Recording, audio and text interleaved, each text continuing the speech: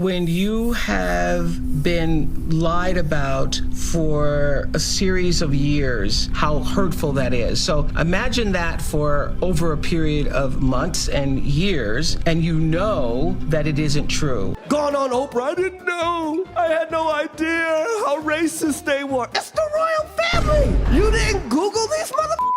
You have to imagine, at the beginning, everyone has like butterflies, and then we immediately went into the trenches together. My life was so hard. Everybody's life is hard. 17 times.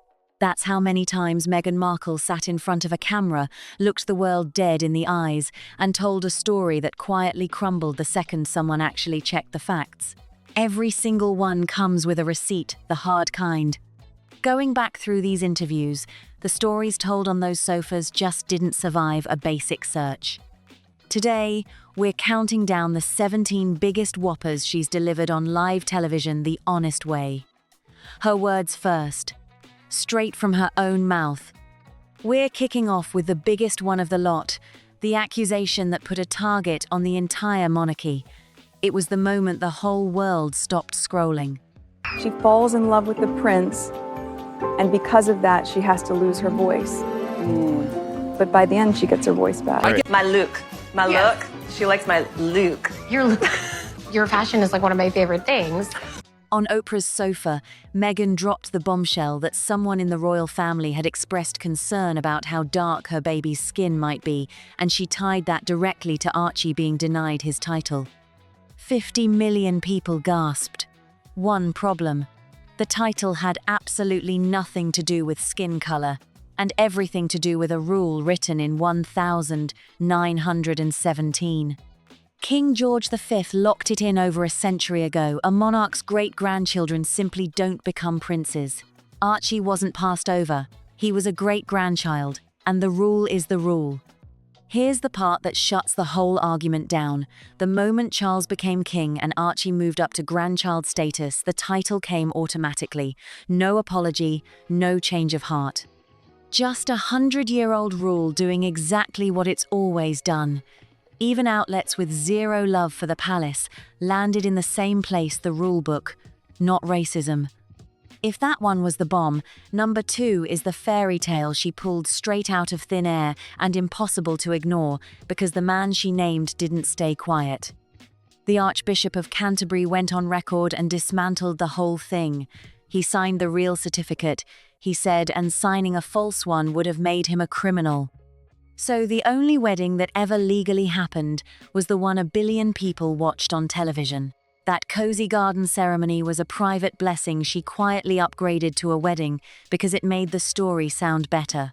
In those months when I was pregnant, all around this same time, so we have in tandem the conversation of he won't be given security, he's not going to be given a title, and also concerns and conversations about how dark his skin might be when he's born. What? Who is having that conversation with you?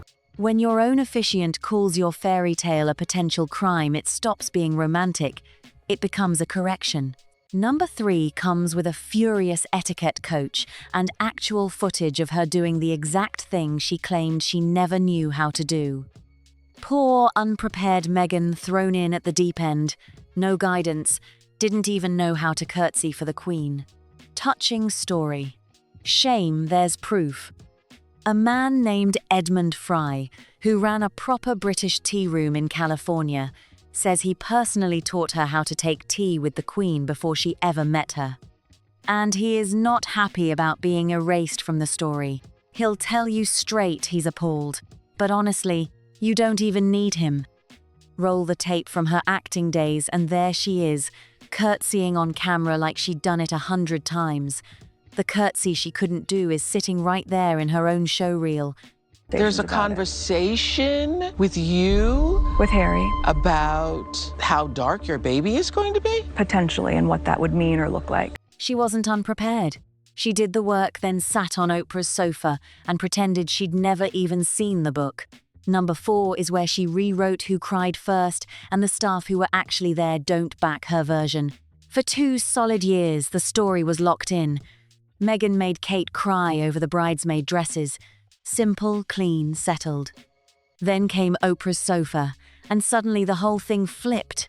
Now Kate's the one in tears. Kate's the one showing up with flowers and a handwritten note. Funny how the narrative did a complete 180 the moment there was a primetime audience watching. The fullest account from inside those palace walls says both women were in tears that day. Not one villain, not one victim, 2 women caught up in a dress fitting that spiraled out of control. But that version doesn't sell a documentary, does it? And here's the sharpest part of all, Kate couldn't say a single word back. A future queen doesn't start trading blows in the press, which is exactly what made her so easy to cast as the bad guy. Number 5, she told the world she'd been completely silenced, muzzled, voiceless, couldn't get a word out. That same period, she guest-edited British Vogue, handpicked the entire issue, and put her name on the cover. And so many of our viewers who are in mixed race relationships say it is a very natural thing to talk about what's the baby gonna look like? Is it gonna be darker or lighter? Gonna look like you? Gonna look like me? It's not considered racist. It's just you're curious about how your baby's gonna look. A negative judgment attached to darker skin would be racist. But just wondering, that's not racist. Silenced women don't land magazine covers, stack up dozens of public appearances, and then sit down for a primetime documentary sighing that nobody ever checks on them. Someone did ask on camera, in front of millions. That's not a gag order.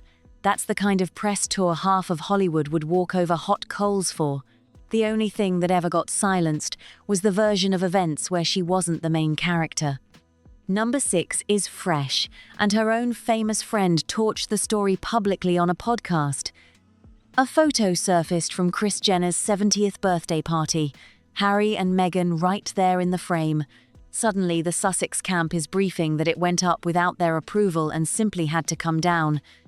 Privacy, apparently. Except their friend Kim Kardashian picked up a microphone and calmly set the record straight. They approved it, she said. Everyone signed off. The photo only became a problem after it went live and landed right on Remembrance Weekend back in the UK, where a party snapshot didn't exactly play well. So it wasn't a privacy issue at all. It was buyer's remorse with a publicist on speed dial. But if she hasn't had the children herself, or Harry hadn't been involved, then they can't be in the royal line. They have to have royal blood, those little ones. Without that, there's no chance of them becoming a member of the royal family. You can pull your own photo down, but you can't erase every single guest who watched you dancing at the party you're now pretending you never wanted anyone to see. Number 7, she painted herself a prisoner. Passport taken, keys gone, completely trapped. Then have a look at the travel record. New York for the baby shower, Amsterdam, Ibiza, Lake Como, spotted with the Clooneys. That's roughly 13 trips for a woman who supposedly couldn't get her hands on her own passport. Here's what she conveniently leaves out: royal aides hold passports for safekeeping and hand them straight back the moment they're needed. That's a filing system, not a cage. As one royal author put it, the idea that she didn't carry her own passport to her own baby shower in New York is simply unthinkable. You don't clear 3 continents of border control on charm alone. Number 8, the woman who swears she never once searched his name online. She'd have us believe she walked straight into the most famous family on the planet without a single Google search. Just an innocent girl asking if he was a nice guy. The color of the baby's skin. You asked Harry about it when he came out. He did not tell you who it was. Harry still is choosing to protect the identity of whoever that was. Yes, and he did not share the identity with me, that it was not his grandmother nor his grandfather that were a part of those conversations. But her own childhood best friend tells a completely different story. Says Meghan was fascinated by the royals for years, kept a Diana book on the shelf, watched Charles and Diana's wedding on repeat. And then there's the photograph. Teenage Meghan, grinning, posing right outside the gates of Buckingham Palace in the 90 seconds. People who have no interest don't make a trip to the front door of the monarchy. Her own biographers had a name for the ambition: Diana, the sequel. Does that sound like someone who never looked him up? She'd already memorized the whole script. She was just waiting for her audition. Number 9, the gilded cage she described while cameras caught her strolling through Whole Foods. Royal life was a trap, she said. Couldn't go out, couldn't do the school run, practically dependent on deliveries because a normal shopping trip was supposedly impossible. 3 days before our wedding, we got married. But we called the Archbishop and we just said, look, this spectacle is for the world, but we want our union between us. So like the vows that we have framed in our room are just the two of us in our backyard with the Archbishop of Canterbury. And The Times royal correspondent Valentine Lowe called it out directly. The school run she says can't be done is the exact one Kate has happily been doing for years. Same rules, same security. And the cameras kept catching the so-called prisoner browsing farmers' markets like a completely free woman because she was one. Best of all, in the very same interview where she's describing feeling trapped, she invites the journalist along on a casual paparazzi-free school pickup, some cage. We're halfway through the list, and the stories only get bolder from here. The story they sold was straightforward. Their security was ripped away out of pure spite, leaving the whole family exposed and vulnerable. Former Scotland Yard Royalty Protection Chief Di Davies had a 2-word response to that: complete nonsense. Taxpayer-funded security comes attached to a taxpayer-funded role. You step away from the job, the protection steps away with you. I'll be honest, I struggled to get to the end of the story because there does seem to be some kind of campaign. I feel there's a campaign to get Meghan because there seems to be so much more interest in picking apart her story than there is in picking apart the stories of other royals who may be wanted for questioning by the FBI. I think the palace and the machinery of the monarchy needs to take Harry and Meghan more seriously and make sure that Harry and Meghan's antics don't impact the future of the crown. They didn't lose their safety, they lost the free version, then turned around and hired one of the most elite private security firms in America using Netflix money. Somehow, they've managed just fine. And when Harry took it all the way to court trying to put the British taxpayer back on the hook, he lost. The judges ruled the decision was completely lawful and done by the book. Spite doesn't tend to hold up well under oath. Number 11, 2 lost souls with absolutely no plan, forced to figure everything out from inside a borrowed mansion. Also nonsense on paper. Because they were already sitting across the table from Hollywood heavyweights, taking meetings with streaming platform Quibi back in 2019, a full year before the so-called spontaneous exit. And that Sussex royal brand they were quietly building, trademarked in the summer of 2019. I didn't know I was going to meet her until moments before. Harry and I are in the car, and he says, okay, well, my grandmother's there, so you're going to meet her. Oh, great. I loved my grandmother. I used to take care of my grandmother. This is great. He goes, right, do you know how to curtsy? And driving up, and he said, you know how to curtsy, right? I said, do you know how to curtsy? And I just thought it was a joke. I learned it very quickly right in front of the house. We just practiced and then walked in. And You and Harry practiced? Yeah, and Fergie ran out, and she said, are you ready? Do you know how to curtsy? I said, oh my goodness, you guys. Nobody accidentally trademarks a global empire 6 months before they suddenly claim they had no idea what came next. We had no plan, she says. They had a logo, a lawyer, and a Netflix wish list.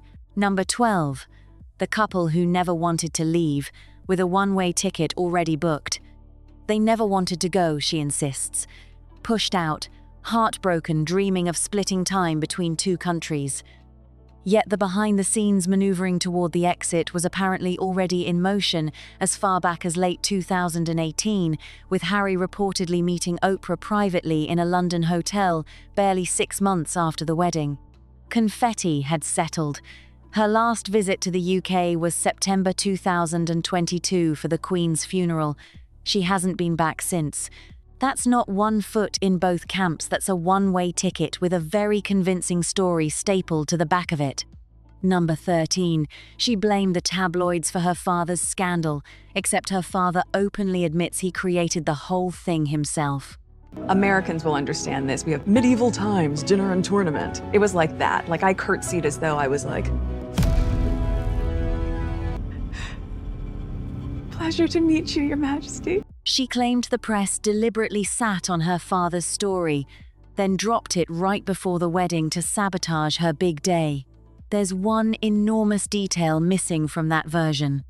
The scandal was real, and her own father confessed to every bit of it. Thomas Markle admitted on camera that he staged those paparazzi photos himself, then lied to both Harry and Meghan about doing it. So the chaos she pinned on the wicked tabloids was actually manufactured by her own dad, a photographer, and a fee.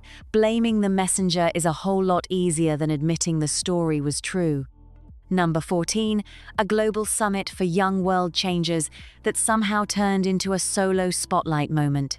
She was invited on stage to honor the brightest young leaders on the planet. She used the airtime to talk about herself. In a 7-minute speech, go ahead and count, she referenced herself 34 times. The young leaders got the scraps. And when she left Eugenie and Jack and Fergie say, "You did great, thanks." You did great! Thanks. She has to end it with how great she did. We?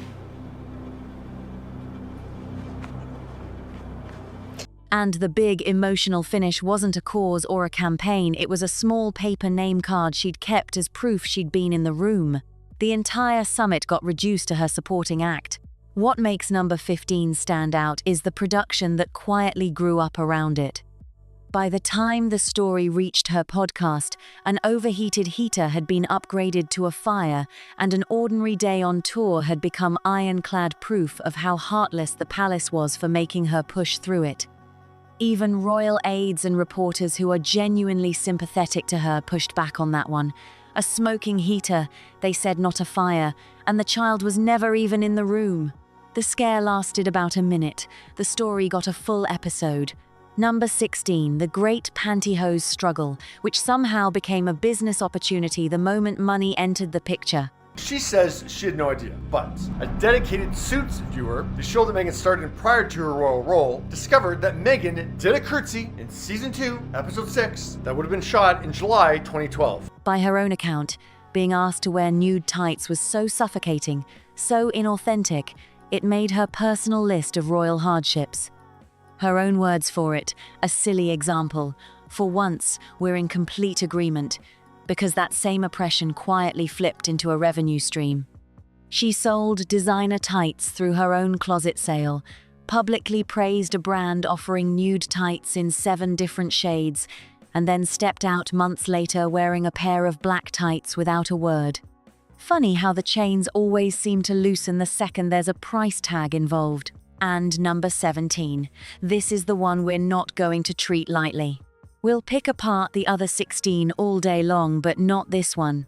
What was hard to get over was being blamed for something that not only I didn't do, but that happened to me. Did you make Kate cry? No. So where did that come from? Was there a situation where she might have cried or she could have cried? No, the reverse happened. When Meghan said she had been in a very dark place, that she had genuinely struggled, nobody with any sense doubts that, and nobody should, that kind of pain is real and it is serious. Full stop. The only fair question, and it is a fair one, is about the specific claim she made. The idea that an institution with a full HR department could somehow prevent a grown woman from picking up a phone and seeing a doctor on her own. Because nothing on earth actually stops a person from doing that. Harry himself has spoken openly about getting therapy during those very same years, inside that very same environment. So the pain, taken seriously, completely. I don't think it's fair to her to get into the details of that because she apologized. Okay. And I've forgiven her. It's horrible what Meghan has done. And I just feel really sad for the monarchy at times because I know that's what Meghan has in her sight, to do things to people like Catherine, things that came out in that book, about calling them racist. Like, she takes the most egregious thing you can say about a person. The claim that the institution locked the door on professional help, that's the part that simply doesn't hold together, and that is exactly where we'll leave it. With respect and without a punchline. 17 stories, 1 playbook, a dramatic claim, a long pause, a confident delivery straight into the camera, and then every single time, the receipts show up. A wedding certificate, a court ruling, a rule book from 1917, her own father, her own friend, her own show reel. You can fool a camera, you cannot fool a paper trail. Look, I was really ashamed to say it at the time and ashamed to have to admit it to Harry, especially because I know how much loss he's suffered.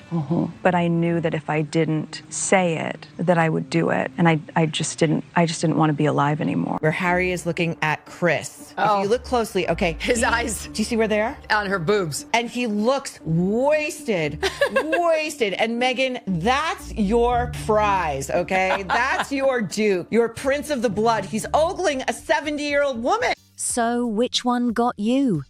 Drop the number in the comments right now, because after everything we just walked through, there has to be one that hit different. Was it number 1, the skin tone bombshell that shook the entire monarchy, only for a century-old rulebook to quietly dismantle the whole thing? Was it the secret wedding that wasn't actually a wedding, until the Archbishop of Canterbury himself stepped forward and said signing a false certificate would have made him a criminal? Were told that it was totally cool to post, and then after it was posted, I think they realized it was Remembrance Day and they didn't want to be seen at a party even though it's already up. Kim is pissed off, and it's not a surprise, is it, given that the Kardashians are the royal family of Hollywood. Or maybe it was the passport that mysteriously vanished somewhere between Ibiza, Lake Como, and a baby shower in New York? Because here is what makes this whole thing so remarkable. It was never just one story. It was 17. 17 separate moments, 17 cameras, 17 confident deliveries straight down the lens, and every single time, something showed up to contradict it. A document, a court ruling, a photograph, a friend with a microphone, or her own footage from years before. The receipts didn't just turn up once. They kept coming one after another, like clockwork. Kim and Chris and all of them are just totally furious because it's about the fact that they are overshadowing Chris's 70th birthday celebrations. No one wants the toxic twosome taking over every single major event in their lives. I used to travel so much, and we can, but it has a lot of layers. So I would just backpack and road trip and be able to be a little bit more spontaneous. I would go grocery shopping every day. Let's be honest about what we actually watched across all 17 of these. There was a pattern, and once you see it, you genuinely cannot unsee it. It always started the same way: a dramatic claim, delivered with complete conviction, usually on a massive platform with a sympathetic host and zero interruptions. Then came the pause, the emotion, the careful wording that left just enough wiggle room to walk it back later if needed. And then, without fail, reality showed up uninvited. She had one amazing ability, which was to find a man who needed her. Oh. And she played him brilliantly. The actress was sensational. And that ridiculous story about how they first met, the whole thing was a tissue of inaccuracies, to be polite. That she arrived in London, full career, single girl, wasn't interested. Of course, she'd been coming to London since 2013, hunting for a man to marry. She wanted an Englishman. She was on a manhunt. The curtsy she never learned was sitting in her own show reel.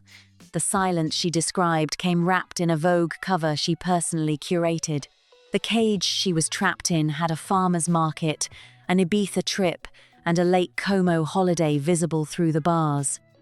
The spontaneous escape from royal life came with a trademark filed 6 months early and Hollywood meetings already booked. The tabloids who sabotaged her wedding were actually just reporting on something her own father admitted he staged himself. And the protection that was cruelly ripped away got replaced within months by elite private security paid for with streaming money. Every single time, the story that was told on camera did not match the story that existed on paper, and the paper never lied. What makes number 8 stick with so many people is the sheer boldness of it. Standing in front of the world and claiming you never once searched the name of the most famous family on the planet while a photograph exists of you as a teenager grinning outside their front gates. When she was about 9 or 10, she said to her father, I want to be famous, I want to walk down the red carpet. And she has now done that. And she's calculated that she could be a great success and by marrying Harry. And now people say reconciliation, reconciliation. We hope the brothers reconcile. What do you say? I do not get into people's family matters. Nobody consults me about their family business, so I try to stay out of people's family business. Her own biographers called it Diana the Sequel, That is not the nickname you get for being an accidental tourist. That is the nickname you get for having a plan, working the plan, and then pretending on television that the plan never existed. And number 11, the no-plan escape. That one deserves a second look too, because the timeline is genuinely extraordinary when you lay it all out. Meetings with Quibi in 2019. The Sussex royal trademark filed in the summer of 2019. Harry reportedly meeting Oprah privately in London just months after the wedding. All of that quietly happening in the background while the public story was still about a couple devoted to royal duty and completely blindsided by what came next. Nobody accidentally builds a global brand. Nobody accidentally trademarks an empire. And nobody accidentally ends up with a 9-figure streaming deal unless the groundwork was laid long before the announcement. Then I try to do school drop-off, so they're at 2 different schools. That's a big circuit. So from 6:30 in the morning on drop-off mornings for me, I'm not home till 9. They didn't want him to be a prince or a princess, not knowing what the gender would be, which would be different from protocol, and that he wasn't going to receive security. Prince Harry and Meghan Markle are claiming that they need guaranteed constant security protection from the British taxpayer because they are so under threat in the United Kingdom. And it is just impossible, given how famous they are and given their royal role, for them to travel around. Then there is 17, and we will say again what we said the first time. That one is not up for laughs. The pain was real. Anyone who has ever been in that kind of dark place knows it does not need embellishment, and it does not need a villain assigned to make it valid. The struggle was enough on its own. The only thread that doesn't hold is the specific claim that an entire institution, with staff and HR and resources, could physically prevent a grown woman from accessing private medical help. Harry got therapy in those same years, inside that same environment, so the door was never locked. And that one small detail matters not to dismiss the pain, but because when the details don't add up, it quietly undermines the very real conversation about mental health that deserved to be taken seriously from the start. Did you think she was well received in the beginning? Yes, far better than I expected. You know, my grandmother has been amazing throughout. You know, my father, my brother, Kate, and all the rest of the family, they were really welcoming. You have to imagine, at the beginning, everyone has like butterflies, and then we immediately went into the trenches together. Yeah. Right out of the gate, like 6 months into dating. So now 7 years later, when you have a little bit of breathing space. Yes. Oh my God, there's something wrong with her. The woman who destroyed her in-laws' family, whose own family doesn't like her, whose the in-laws obviously don't like her, the public doesn't like her, she decided she didn't want to be a real princess because to be a real princess involves duty and responsibility, caring about other people. And so she just wanted to be a pretend princess in Hollywood, so she split her husband off from his royal family and then inked a $1 zillion deal with a bunch of media companies, and then all her projects flopped. That is perhaps the most frustrating part of all 17, if we're being straight about it. Some of these stories touched on genuinely important things: race, mental health. The pressures placed on women who marry into institutions built before they were born, those are real conversations worth having. But when the vehicle carrying those conversations keeps getting pulled over because the paperwork doesn't check out, it makes the whole journey harder. It hands ammunition to people who want to dismiss every word, including the parts that were true. Because not everything was false. Nobody sensible is sitting here claiming Meghan Markle invented every difficult moment. I was doing an interview to offer them a platform to tell their story about why they left. And that was my number one intention, was just clarity on why did you leave? And so some of the things that were revealed in that interview came as a surprise to me. And those surprises are now referred to as bombshell. You know, look what we built. We've built a beautiful life and we have 2 healthy, beautiful children. Royal life, by all accounts from multiple people across decades, is genuinely suffocating in ways that are hard to explain from the outside. The protocol, the scrutiny, the lack of control over your own image and schedule that is real, and it has broken people far more prepared than she was. But there is a significant distance between "this was hard" and Here are 17 specific claims that the evidence does not support. One deserves sympathy. The other deserves exactly what we just did, a careful look, a fact check, and an honest conversation. What also cannot be ignored is who paid the price for some of these stories. Kate, who couldn't defend herself publicly and got cast as the villain in a crying story that the people who were actually in the room tell very differently. The week before the wedding, come out with this big front page expose, and it appears to show you collaborating with a photographer to create pictures which we had by then all seen around the world of you in an internet cafe looking charmingly at pictures of Harry and Meghan, of you looking at castles and so on. But then it came out that it appeared that you had helped set these pictures up. Got it, but I didn't do this for money. I did this to change my image. For one whole year, I was presented as a hermit living and hiding out in Mexico. I was looking to change my image, and obviously that was a mistake. It went wrong. This was a presentation to me to change my image, because for the last year, photographs of me were always like derogatory. They would take pictures of my hand grabbing a beer. They'd take pictures of me getting in my car, taking the garbage out. They take pictures of me buying a toilet and making a big deal out of it. They take all kinds of pictures of me making me look negative. So I thought this would be a nice way of improving my look. Well, obviously that all went to hell. And I feel bad about it. I apologize for it. Thomas Markle, whose failures are real but who also found himself blamed for a media storm that was at least partly of his own making and then weaponized beyond anything he could have anticipated. The Archbishop of Canterbury, who had to go on record and essentially say that the version of his most sacred professional act being told on international television was not accurate. These are not faceless institutions. These are people. And through all of it, the camera kept rolling. The platforms kept inviting her back.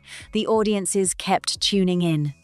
Because whatever else you want to say about the delivery, and we have said quite a lot the woman knows how to hold a room, that part was never in question. The question was always whether the room was being told the truth.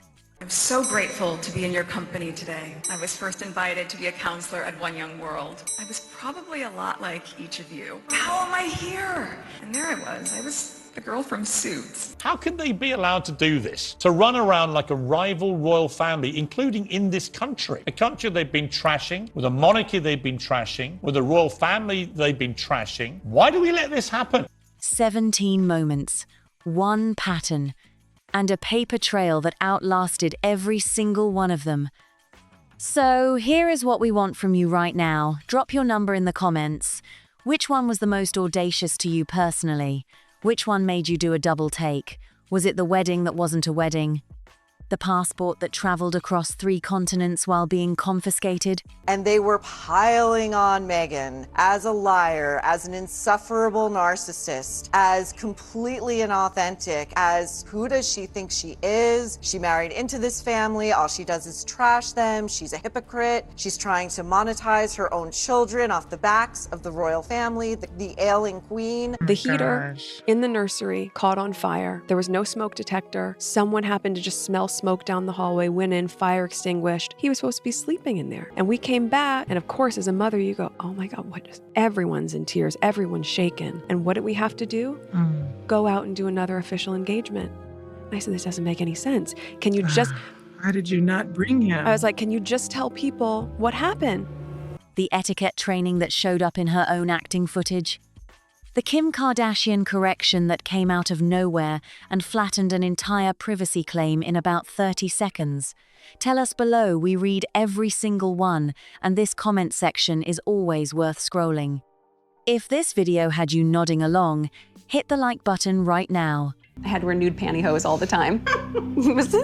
Let's be honest, that was not very myself. I hadn't seen pantyhose since movies in the 80s when they came in the little egg. That felt a little bit inauthentic, but that's a silly example. But it is an example of when you're able to dress the way you want to dress and you're able to say the things that are true and you're able to show up in the space really organically and authentically. Be her true self because they made her wear the nude pantyhose. And to say what you want to say. But I don't know what it is. What is it you want to say? Like, get it out. It's been 10 years. Spit it out. What are you trying to say, lady? For once and for all. It costs nothing, And it genuinely pushes this kind of content toward more people who want the full story told properly, with receipts, without the spin. That is what we are here for, and your like is what makes it possible to keep doing it. Subscribe if you are not already in, because what is coming next is going to make this look like a warm-up. Next up, we are following the money. The real story of where the Sussex millions are actually going, how the brand gets funded, who is quietly writing the checks behind the scenes, and whether the numbers actually add up the way they've been presented. It is the thread that connects everything, and once you see it, the whole picture looks completely different. We will see you there.